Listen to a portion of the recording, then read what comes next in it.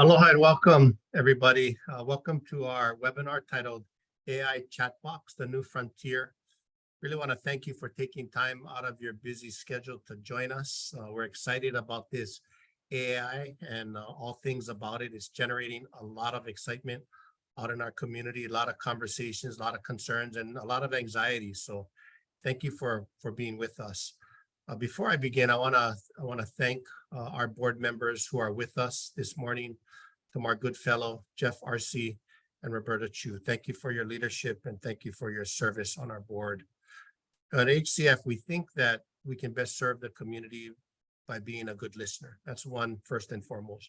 Secondly is being opportunistic and responsive to the needs of our community and to also be proactive and intentional about what we're trying to achieve on the horizon. And understanding AI and the opportunities that are embedded there is something that we're hyper-focused on and excited to be on this learning journey with you.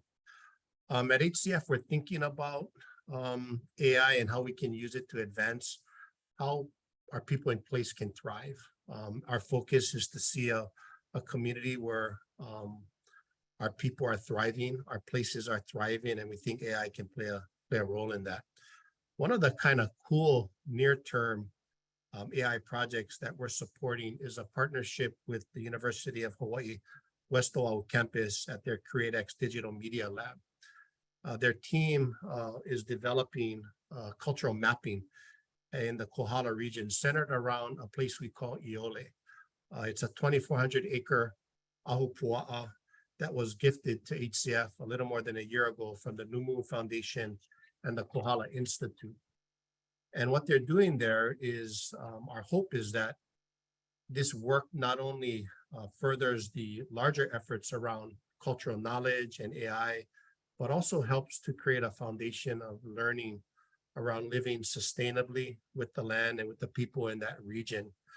I've asked our staff to place a link into the chat box, as well as we'll get a thank you note out to you a little bit later, and we'll remind you to visit this link. But it gives just a quick 1-minute video of some of the work that Kamuela Enos is doing as the leader of that lab and some of the work they're doing up in Iole. It's fascinating, and it's right in alignment with the kind of opportunities that we want to be involved in. That's an external example of some of the work we're doing around AI, but there's a lot of internal work that we're doing, and we're excited about all that opportunity. We want to be offensive.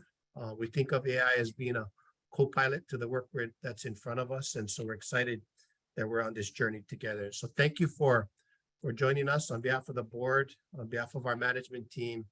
Really appreciate your presence today. And with that, I'll turn it over to Janelle Lyman, our Senior Director of Gift Planning and Advisory Relations. Mahalo, everyone, and aloha. Mahalo, Micah. Look forward to the more to come. And so a few housekeeping notes before we begin our webinar. Today's webinar is for educational purposes only, and of course, will be recorded.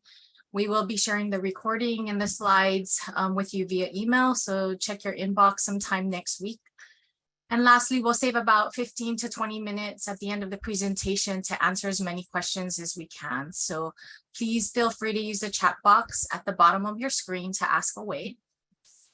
You know, based on today's attendance and requests for the recording, AI, more specifically generative AI, it really is a hot topic. However, AI is not new. It's a tool that's been used in existence for some time now. Big businesses had access to these tools, but it was so cost prohibitive to build that only the big businesses had the competitive advantage. And recently, generative AI exploded practically overnight when the company OpenAI and others put a front-end interface on their AI tools and basically made it available and almost free to the general public. So an excellent example is ChatGPT. So for the next 45 to 50 minutes, our speakers, Ryley Higa and Ryan Ozawa, will educate us on the technology of AI chatbots.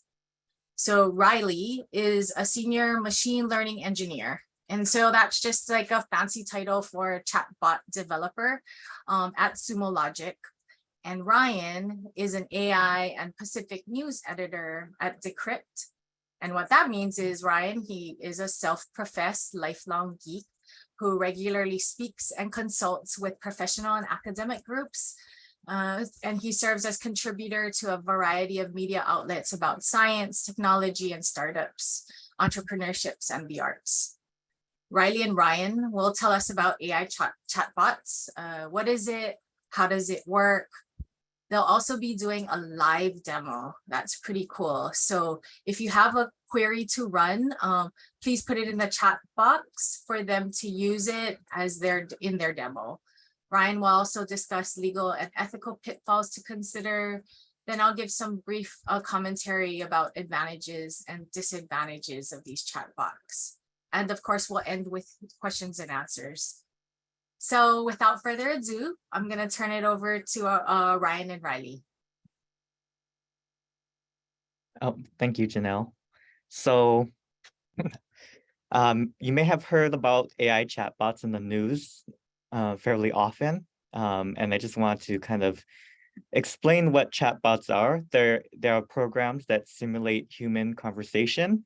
But of course, you see other applications of chatbots being for, let's say, code generation for developers, as like a co-pilot or an assistant to a developer. And AI chatbots kind of have two modes in which they operate. One is training. So training is how do we teach the chatbot to converse with humans? And that requires two things, which is data, lots of data, and some objective that the developer of the chatbot specifies. And so data could be from blogs, ebooks, articles.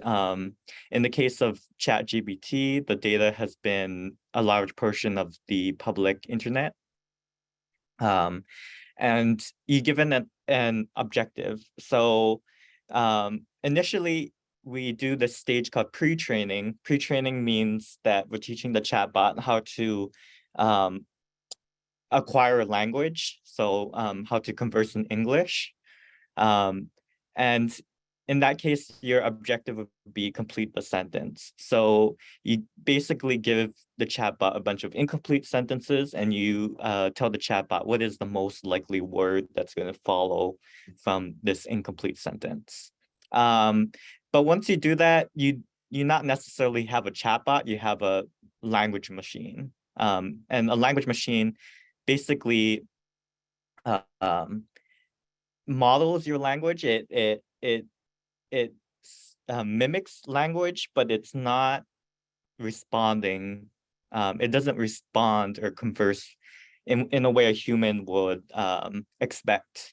So we have this next stage of training called fine-tuning. So in fine-tuning, you have the same data, but instead of feeding the chatbot incomplete sentences, you give it another objective. And in this case, the objective is instead of completing the sentence, it may be answer this question, it may be respond, summarize text. And so that's after fine-tuning is when we actually get chatbot behavior. We actually get a program that converses with humans. And then there is another step after fine-tuning, which is called reinforcement learning for human feedback. That is mainly humans. It's trying to learn what kind of responses humans prefer. So instead of getting just random responses, you get responses that have content that humans or the end user rates as being high quality. So after training, the chatbot stops learning and it goes into inference mode. So inference mode, when you interact with ChatGPT or if you interact with any online chatbot, they would be in inference mode, meaning that it's not learning new information, but it's just conversing at that point to humans. So next slide. So now that you know like a little bit of information about what chatbots are, I guess the main question is, what can they do? So if I'm an end user, what can I use chatbots for? One is analyzing sentiment and reviews. So if you have a bunch of Twitter posts or like online discussion about your company, you kind of want to analyze if that discussion is generally positive, generally negative, or neutral. You can also use it to summarize text. So some companies say that have like a bunch of manuals or a bunch of documents that they give to new employees in order to train new employees. One benefit would be, instead of giving them a big document, you can have maybe a chatbot help in summarizing that information for new employees. That's just an example, but you can use it to summarize books, summarize articles. Another thing is question answering. So if you have a question, chatbots can answer it given the right resources. And then also another application that we've had spun like a lot of companies out of is semi-automated copywriting and advertisement. So there's a lot of startups actually working on tools for copywriters to kind of semi-automate their advertisement process. And then the last thing would be using tools and plugins. So plugins are basically software additions to like ChatGPT or to any kind of chatbot that can actually have the chatbot do actions on the user's behalf, given some interface with the software. It can also pull up information or gain information about maybe a third-party service through a plugin. We'll kind of go over more specifically what that means in the later slide. So this is an example of sentiment analysis. So I gave ChatGPT the prompt, read the review, and then I gave the review, I think this product is great. And I told ChatGPT to output positive, negative, or neutral based off of the sentiment of the review. And the output should only be one word. So I added that last part, the output should only be one word, in order to constrain ChatGPT to only output positive, negative, or neutral. Without it, sometimes ChatGPT has the tendency to give maybe like sentences or paragraphs as output. But in this case, I only wanted to know positive, negative, or neutral. And it said positive, which is in line with the review, the sentiment of the review. And then I gave it another review that said, I probably won't buy this product again. And in that case, ChatGPT output negative. So this is a good way of kind of, let's say if your company has released like a press release and you want to know maybe from Twitter posts about your company, if the press release has been viewed as generally positive, generally negative, or generally neutral, you could use something like ChatGPT to go over each review and see if the sentiment is generally positive or generally negative or neutral. Another thing is automated advertisement. So this is I guess a real estate example. I said, write me a listing for a 2-bedroom apartment in Waikiki with an ocean view, 1 bathroom, and a built-in washer dryer unit. So this is actually Google Bard, and it gave a whole kind of listing. Of course, if you read this listing, it gives an overview and amenities. You would see that there's some stuff that Bard makes up. It hallucinates, we say, because it's not information I provided in the prompt. It's information that Bard assumes based off of other examples or other text that has been trained on. So it says the living room is furnished with a sofa bed, a coffee table, and a TV. That is not something I put in the prompt. So, but besides that, it gives you this advertisement, or like the output of Bard gives you some structure or some of the maybe some of the phrases that it uses that you can take and use in your advertisement. So I would say it's not automated, it's like semi-automated. You as the realtor would still need to kind of go through it, comb through it, and see if there's some stuff that doesn't make sense, if there's some stuff that's incorrect. But generally it saves you a lot of time because you have the structure and phrasing that ChatGPT or Bard provides. Next slide. So I mentioned plugins. Plugins are software additions that you can add to, in this case, ChatGPT. So I used the Kayak plugin. One thing to note is that I mentioned the training and inference mode. Training is where the chatbot learns, and inference, it's not learning, it's just conversing at that point. So you would see, like, if you ask ChatGPT what is the latest information that it has, it would say that it only has information up to like September 2021 or something like that. So if you try to, without a plugin, let's say if you were to just ask vanilla ChatGPT, what are like airline flights that's coming up, ChatGPT wouldn't know that because it's modern, it's new information, it's up-to-date information. So plugins allow ChatGPT, in this case, like the Kayak plugin, allows ChatGPT to know information, like the latest information based off of Kayak providing that information to ChatGPT. So in this case, Kayak is providing a bunch of flight listings. I tell ChatGPT that I want to book a flight from Honolulu to Las Vegas, departing August 1st to August 10th on Hawaiian Airlines. And it uses the information that Kayak provides, and it lists a bunch of flights from August 1st, returning August 10th. And it gives you the cost, the time of departure, the time of arrival, and then also the booking link. So that is from Kayak.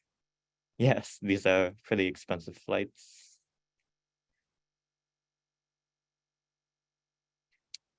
So Okay. one of the things that, thank you, Ryley.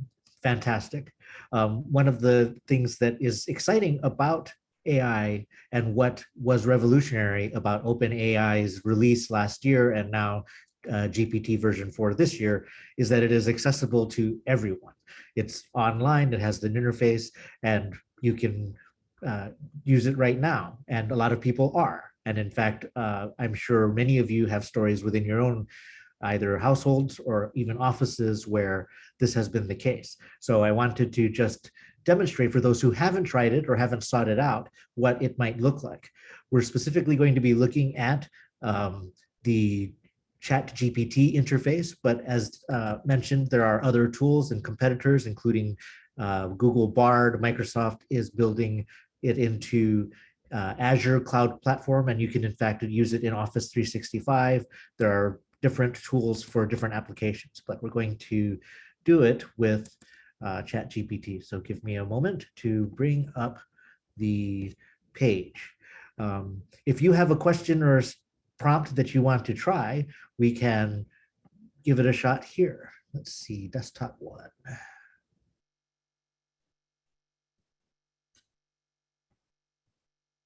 Okay, I'm going to hope that you can see the ChatGPT screen. Well, let's do a very simple one. First of all, one that I've always liked to demonstrate, which is define the Hawaiian word aloha. And I would say probably 2 years ago or 3 years ago, before all of this became mainstream, you would think, well, it's not going to know something very specific or specific to a culture. But as it turns out, it can generate a great deal of information because of all of the information about what aloha means on the internet. So it acknowledges right up ahead, as you saw, you can actually see it as it generates its answer, that it has multiple meanings, and it gives, in fact, a numbered list of what the different meanings of aloha might be. Love and affection, hello and goodbye, peace and harmony, and the spirit of aloha, or as a value. So I was, the first time I typed this, it blew my mind, because I thought certainly it could probably tell me what the Declaration of Independence means, but it couldn't do something as abstract as the meaning of aloha. Again, it's because it ingested a significant amount of information about the term, but it can also fabricate, or it can also generate, because it knows it has access to that information. Someone put into the chat, let's see if I have that. Write a nonsensical limerick about the new Honolulu Skyline rail system. Okay, so we're going to ask it to do some poetry, I guess, or a limerick, very simple. The one thing that I think Ryley pointed out is ChatGPT, without access to the internet, has a data corpus that ends in 2021. So anything after that point, it really doesn't know about. So I'm curious what it's going to do with this question. Right, a nonsensical limerick. I hope it's not. I hope it's a family-friendly limerick. Okay, in the heart of Honolulu, so grand, a rail system sprouted from sand, with cars shaped like whales and cows wearing veils. It zips through the sky quite unplanned. Well, I mean, it is about a rail system. It is nonsensical, and it is referencing Hawaii sand. I'm not sure where the cows came from. That's kind of fascinating, but that's a very good example of what it can do. Let's do one more before we talk about image generation, just briefly. It's not the topic of this webinar, but I know it's a ton of fun. Write a rhyming poem about the most popular foods and menu items in Hawaii. Let's write ourselves a Hawaiian food song, if I spell Hawaii correctly. So right there, it is literally generating the text, generative AI. You can watch it doing what it does. Oh my gosh, this is a little long. There's too many stanzas. I'm just going to read the first two. Okay, that's just an introduction. First, the iconic dish, a must-try treat, poke, a seafood medley, fresh and neat, ahi, tuna, and salmon, tender and rare, marinated with soy, adding flair. Nicely done. Next, the luscious loco moco appears, a hearty dish to quell all hunger fears, a bed of rice, a juicy beef patty, topped with a fried egg, oh so savory. That's a rough rhyme, but I'll take it. Okay, so I think this just demonstrates how even what you might consider a niche topic to be can still be accessible to ChatGPT or Bard or these other tools based on the corpus of knowledge that it's incorporated. I did also want to now briefly diverge from text generative information to image, because it is another sector that I think you're seeing a lot about in the news. People are worried about it replacing screenwriters and movie writers, which is why you have the strike in Hollywood, and they're worried about it replacing the animators and visual designers and things like that. So I believe Janelle said one example we could try is, well, let me just come up with one. Let's see, a neon sign of a pineapple on Diamond Head in Waikiki. How's that? So we'll say generate, and this takes a little more time than the text. Here it's running. That's an example of an astronaut lounging in a tropical resort in pixel art. So that's pretty good from that prompt. So let's see what we get. Okay, so this is interesting, and this also is a good demonstration of both the strengths and the weaknesses of these tools. It did illustrate a neon sign of a pineapple. I believe we can agree that's what we see. I think we can see a little bit of Waikiki in this one on the right, but I don't see Diamond Head in any of these pictures. And most interestingly, and this is one of the most fascinating limitations of this particular tool, is it cannot spell to save its life. When it generates an image that may or may not have words in it, it just sort of mashes the keyboard like a toddler. And so none of this is the word. I didn't even ask for the word pineapple, but I guess neon sign might, based on its knowledge, it assumes that all neon signs have words in them, but I don't know what that word is. Fipine, pinup, this is almost pineapple, fapple, and fluline. So once again, not perfect. So I think we both demonstrated the power and the limitations of these tools. If we can go back to our slides, we can move from there. But I do encourage you, if you haven't already, to go ahead and try to explore these tools yourself. So one of the things, or the main thing that I wanted to talk about, are the concerns and cautions and worries that people have about AI. Just today, the director who made Terminator in 1984 or so, whenever Terminator was, 1990 actually, said, I made a movie about how AI is going to kill all of us and you're still doing this. Because even some of the people who are creating this technology are worried about it. And with the film Oppenheimer coming out, I think that it's a very timely conversation to be had. But even before you get to the extinction of the human race, we're dealing with more practical applications of these tools, as Ryley mentioned, real estate being one of the most common places you're seeing it done. So let's talk about some of the pitfalls you might run into. The tools are moving faster than the rules and the law and policy, let alone human norms and ethics, can adapt. I think there was a question in the chat about the copyright question. It is true that generative AI learns from existing content. And while there might be a public domain label on Wikipedia, while you might put a lot of information online from the public domain, Shakespeare, for example, there is no question that these companies, whether it's Google or OpenAI or Microsoft or Facebook, Meta, is drawing from information and data that is technically owned by other people. So that is the number one concern for content creators, writers, and creative people, that these tools are stomping all over their rights as content creators.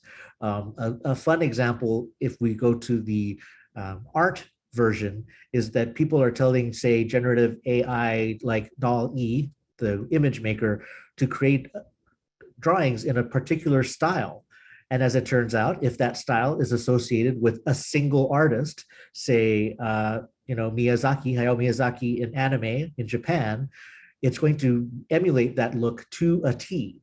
And while it will not generate something that is an exact replica of what Miyazaki has made, it will be recognizably a Miyazaki inspiration.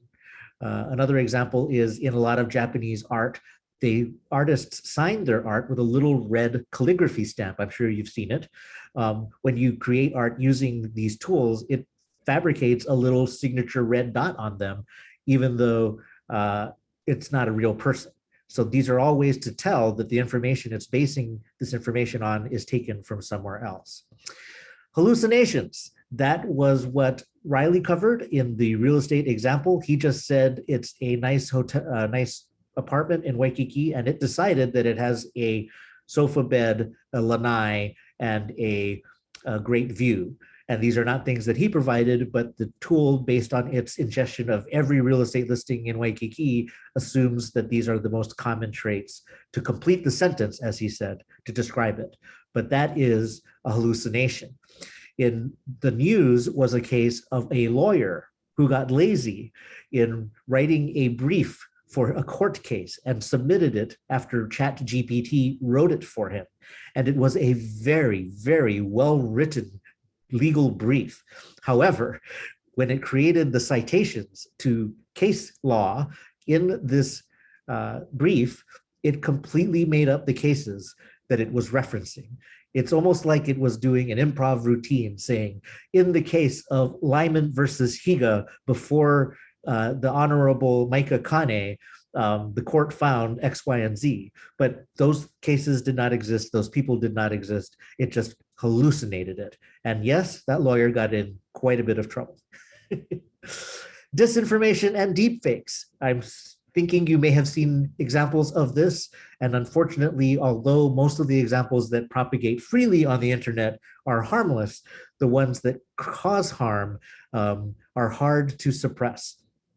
So the most famous examples might be the Pope wearing a fancy puffy jacket. That was just an AI creation. Examples of Donald Trump being taken into custody, being wrestled to the ground by police officers. Certainly something people might want to imagine, but again, did not happen, but was convincingly created using artificial intelligence. More recent example would be a deep fake of a explosion on the grounds of the Pentagon. And that spread fast enough that people believe it impacted the financial markets as it would have responded to a terrorist attack, even though it was quickly determined to be fake, it not quick enough to prevent that spread. So we talk about the pitfalls. Another angle of that would be the ethical side of it. So it is true that you can use these tools to do things, but should you use these tools to do things? And I think it's fair to say that any corporate entity should be thinking about how these issues work in their employee manuals and their policies, all the way up to the board of directors level. Because in fact, board meetings are one of the places these technologies are being deployed. For example, in summarizing board meeting transcripts into a nice, bundled, well-written, organized set of minutes. It's a wonderful tool, but it is placing AI very close to the center of power of your organization. So two things, one main thing to keep in mind would be disclosures, and that is to acknowledge when you're using AI that you are using AI. Most news organizations now who are already using AI to write news stories are including these disclosures. And I think they're very important and something that you would want to keep in mind for your own use of it as well. It shouldn't be a get out of jail free card. If your use of AI says something libelous or illegal or dangerous, it's going to come down to the person who used it, not the tool. But disclosing that it was used is very important. And finally, and it was Janelle, I think, who brought this up in an earlier conversation, the Writers Guild of America and the SAG-AFTRA strike, although they are talking about things like their compensation for streaming services, artificial intelligence is the big sticking point, because even television screenwriters are using tools to see if an AI can write a script. While it's funny right now, say Quentin Tarantino trying to use AI to write a Quentin Tarantino film based on a corpus of scripts from all Quentin Tarantino films, and it generates something that's mostly full of bad words and close-ups of feet, we're not that far away from it generating something that could be passable as a piece of entertainment. And when you talk about that, you do talk about impact on people who are normally paid to do this sort of work. There are AI that can make PowerPoint slides for you, that can summarize financial reports for you. So certainly CTOs, CFOs, designers are all going to be worried as well. So it's very exciting and a lot of fun, but it is something to take seriously, especially because it's advancing so quickly. And we are even today seeing headlines in the news about the latest advancement in this technology. And it's right there on the desktop of every employee in your organization. So let's do the next slide, please. Even though all of that might have been scary, and I, to some extent, think that it's worthwhile, the fact of the matter is you have to accept that AI is here. During a survey of C-suite executives just last month, this Pulse survey found that pretty much the entire corporate sphere is aware of, if not using, AI. 97% of executives think that it will be transformative to their company or their industry. 95% of them are increasing their investment as a percent of revenue into things related to data, data analytics, and artificial intelligence. And in fact, now 7 in 10 are working on training programs within their corporate training curriculum to talk about AI and tools like this. So although it's moving very quickly, it is also having a practical impact on corporations and businesses today, and certainly something worth having a conversation about. I do remember that the last, or one of the more recent presentations I did for this organization and for all of you was about cryptocurrency. And the question was, how relevant is that going to be? How much do I need to worry about it? And even at the time, I was skeptical. And now, a year later, I would continue to be skeptical of cryptocurrency. I have a very different view of artificial intelligence, again, because it's something that even your students and your children have access to. It's worth taking some time to think about it and build it into how your corporation or your organization operates. So hopefully not shaking everyone to their core. If Janelle is available to take us on to the takeaways. Yes, thanks, Ryan. A lot what you said, really, we can see why there's a lot of concerns, anxiety, excitement around AI, generative AI. And kind of to build on what you said, recently I also read an article where Bill Gates himself said that AI, in reference to ChatGPT, is as fundamental as the creation of the microprocessor, the personal computer, the internet, and the mobile phone. And so he said it will change the way that people work, similar to what you said, like learn, travel, get healthcare, and communicate to each other. Entire industries will reorient around it. And more importantly, he said that businesses will distinguish themselves by how they use it. And that seems like super powerful, predictive, really insightful. And then, like you said, we can already see it happening, and a lot of hundreds of professions are using it, including lawyers, financial advisors, programmers, researchers, to really enhance their work for improved productivity, efficiency, increasing customer satisfaction and engagement. So that's a lot of the advantages. I mean, you saw it in the live demo. It was just like instant. We ourselves tried it, and I said, hey, write me an outline about ChatGPT and what is it? And it came out with this whole outline.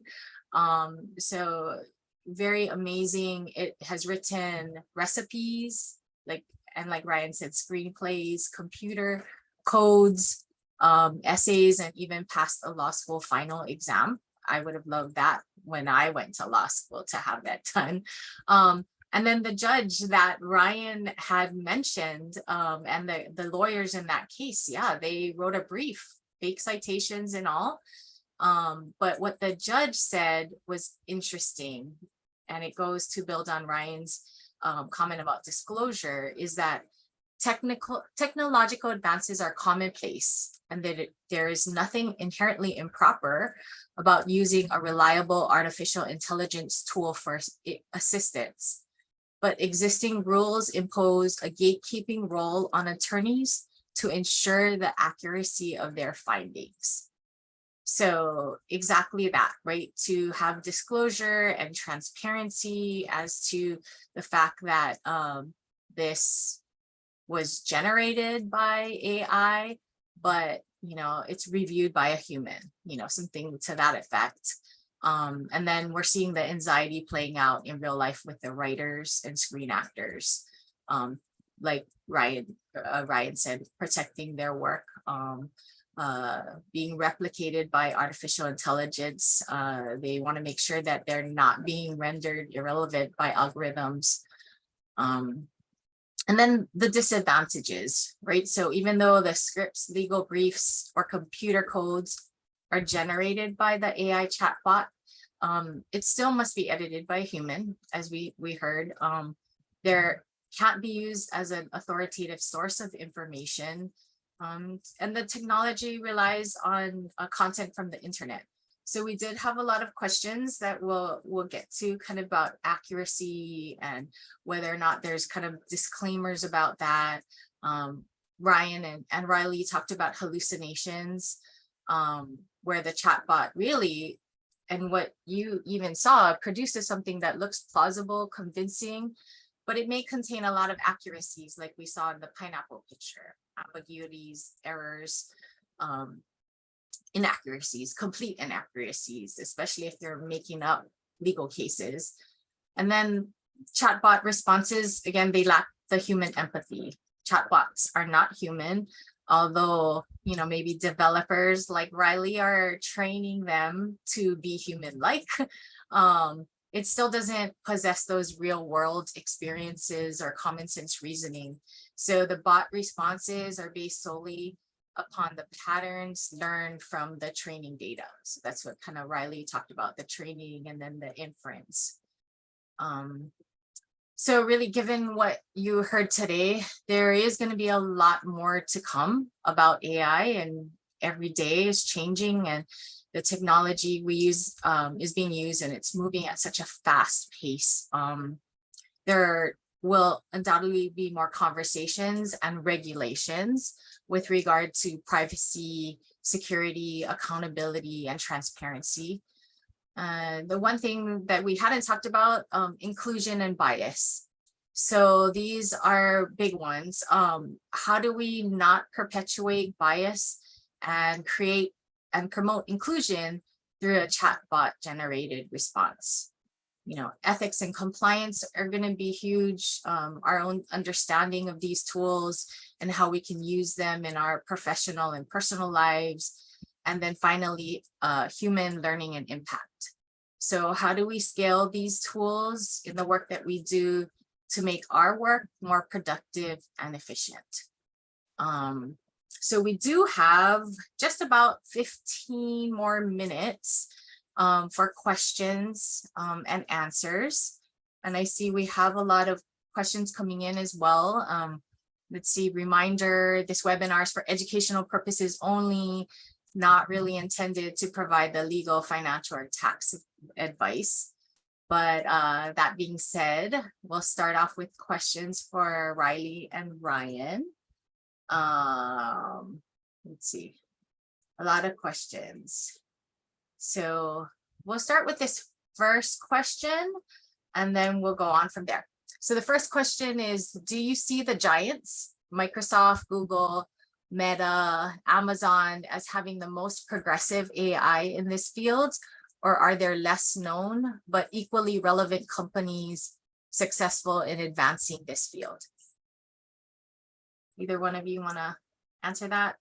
Maybe Yeah, Ryley? so I can answer that. So there are a lot of startups in the AI space that are making a lot of progressive moves.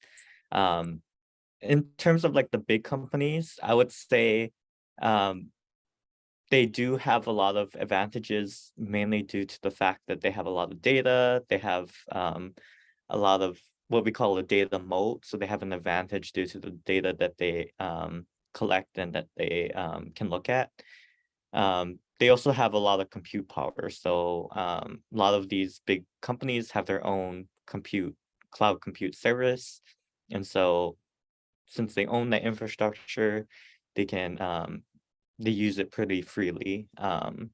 So there was an interesting article or series of articles that kind of stemmed from a Google employee talking about what we call AI moat, so an advantage due to AI technology.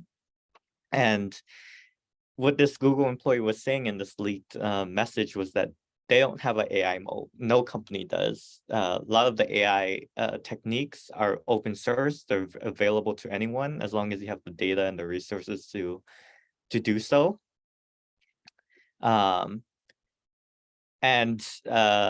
We've actually seen like a big open source community that is not associated with a company, that they're working on their own time, kind of pro bono, that they are creating like really interesting, very competitive AI systems just because they're pulling together their data, they're pulling together developer time and computation, and they're actually taking the time to develop a lot of interesting open source solutions that are competitive with the big companies. Thank you. Let's see. So Ryan and Ryley, we have a lot of questions coming in about accuracy, hallucinations. How do I know if it's fake or real? Why should I trust it to tell me the truth? You know, you want to talk about a little bit about that? You know, I'd like to take a stab. yeah, I okay. mean, as a journalist, certainly, and somebody who thinks that they are focused on the truth, and the facts versus opinions. I see several questions like, how do I know if it's valid? How do I know if it's not hallucinating? How can I trust what it's saying? And the fact of the matter is, it is still at the point where it requires a human to validate. And the question about like, why can't it label that this was a hallucinated portion, but this was not, is simply because everything a ChatGPT or generative AI generates is basically a fill in the blank, ad libs, finish this sentence in the most common likely way it does. So 90% of what it might generate based on the English language will be correct, but it's when it makes that little extra stretch that is incorrect that you have to catch, that humans have to catch. It doesn't know that it did that because it's just doing what it has been doing for all of the content. So why can't it be trained to call out the hallucinating? Unfortunately, that's part of the problem. When you talked about inclusiveness and bias, though, Janelle, I think it was also important to note that a lot of these tools are already being adjusted and tweaked, sometimes according to some people, to make it more inclusive. And if you're on the other side, people are saying it's being too politically correct. So Elon Musk, everyone's favorite crazy CEO, wants to create a generative AI that does not censor itself, that it will just say what you ask it to say, even if it says something absolutely horrible. I don't think it's fair to say that what it's saying is speaking the truth, but he is basically saying he does not like that we're starting to put our finger on the scale and say, well, generative AI might say something offensive, so we're going to stop it from doing that. There are valid reasons why you might want to pursue that, but it can be dangerous either way. So whether it was the lawyer using the brief or I asked it to write a recipe for poke, and it definitely gave me a recipe that must have come from a poke shop in New York, like lots of fruits and salad. And I was like, this is not a poke bowl. So you are still going to need to apply human judgment.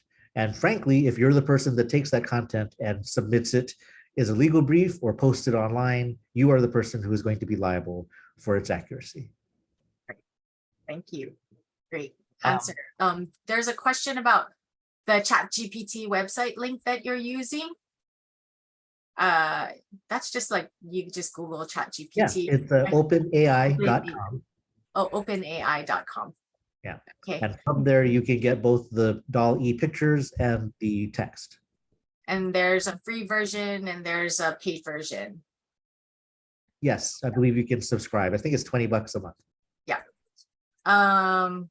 Does the user have the ability to select the data source used to arrive at the output? That's kind of to the plugins, maybe, Ryley, that you talked about. Yeah, so a lot of the work on selecting data sources to use as the output has been, people have been building systems around chatbots. So if you ever heard of LangChain, so that's one example. They build like a whole system that gives data sources to the chatbot through prompting. And in that case, you're able to use a chatbot to answer questions about maybe proprietary information that your company has, or information that you don't necessarily want to release to the public, but you want a chatbot interface. So companies have been basically taking those documents, taking that information, giving it to the chatbot through prompting, and then having a chatbot be kind of that interface to their own employees.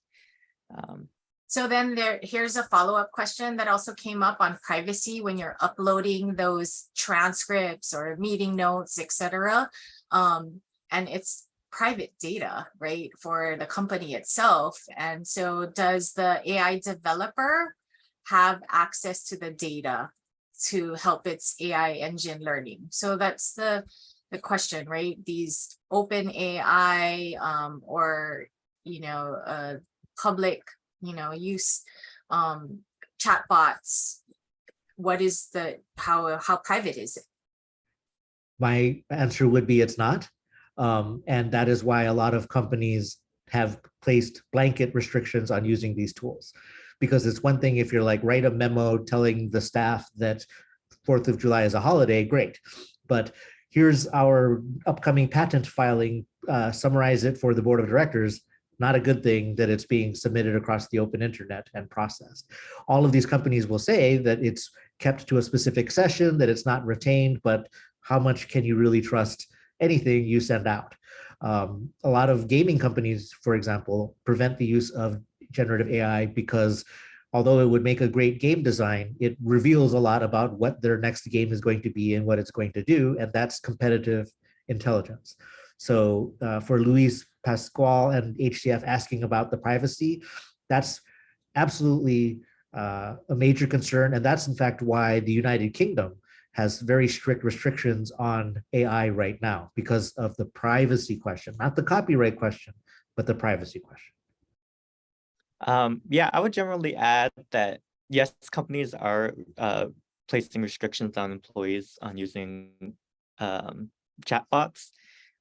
Generally, like the rule of thumb is that you shouldn't give the chatbot anything that you're not willing to give to the public.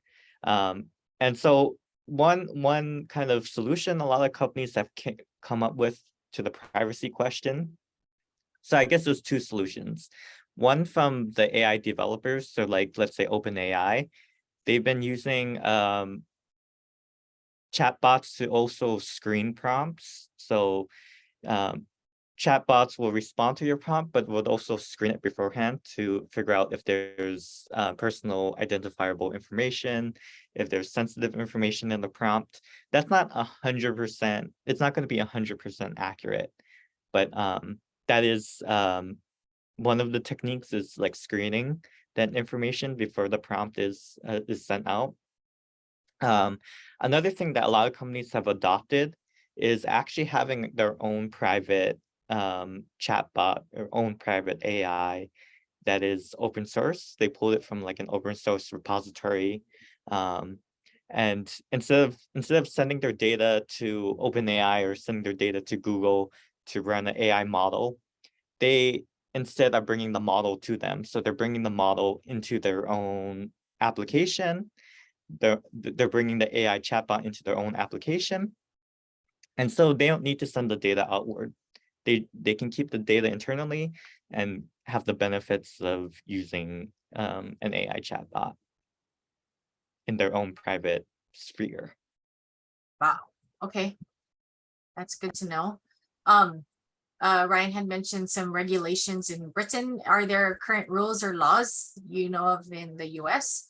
Or rumblings about that? I'm sure there is, just like cryptocurrency. But so yeah, I am the AI editor for Decrypt, which is a tech website, and one of our beats is definitely the regulatory questions. And there are hearings in the Senate already, and congressional proposed bills all addressing the use of AI. Most of them not even seeing what regulations should be, but they're already arguing where the regulations should be created. It's right now kind of a turf war between regulatory agencies. But the fact of the matter is, because of all of the almost the powerful yet frightening Oppenheimer-like situation we find ourselves in, governments around the world are absolutely paying attention. I would say there are no existing rules. I don't think any state or federal agency has done that, in part because we're still talking about a technology that burst into the scene at best in November, September, October, November. So government is not known for moving quickly. Okay. I think we have time for one more last question. And so this last question is, are there any emerging trends or advancements in the AI chatbot technology that we should keep an eye on?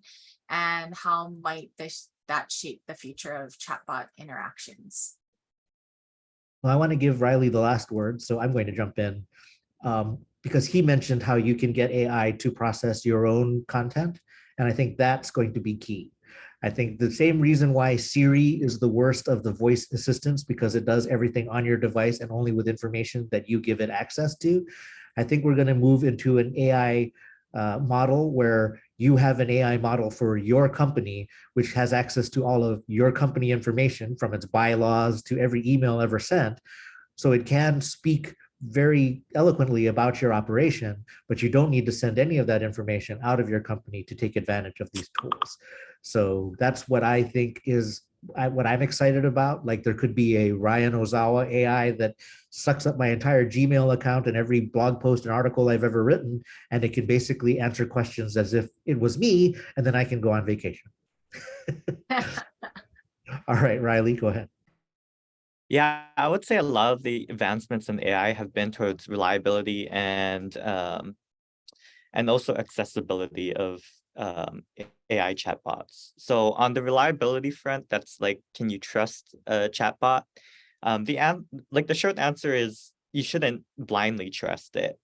But just because I don't know who said it, but they're talking about models. They're saying that not all models are true, or models are all false, but all of them can be pretty useful. So that applies to chatbots as well.